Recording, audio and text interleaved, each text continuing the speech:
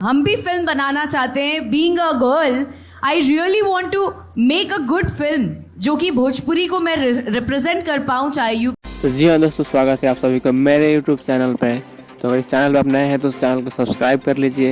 इससे भोजपुरी और हिंदी के सबसे फास्ट अपडेट आता है।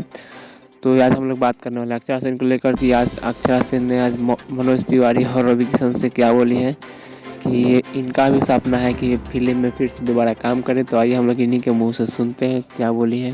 तो मैं चाहती हूँ कि अपने पावर को दिखाइए, ये सही समय है, क्योंकि हम सब एक ही बात सुनते आ रहे हैं। एक ही बात का जवाब कब तक देंगे जनाब? हम भी फिल्म बनाना चाहते हैं। Being a girl I really want to make a good film जो कि भोजपुरी को मैं रिप्रेजेंट कर पाऊँ, चाहे यूपी बिहार हो या ऑल ओवर द वर्ल्ड हो। पर प्लीज रवि किशन जी एंड मनोज जी दोनों से दरख्वास्त है कि आप लोग मैंडेटरी करवाइए और गवर्नमेंट को जागरूक करिए कि हमारी भोजपुरी भाषा भी यूपी बिहार के मल्टीप्लेक्सेस में भारी रूप से अच्छी अच्छी फिल्में लगा सके।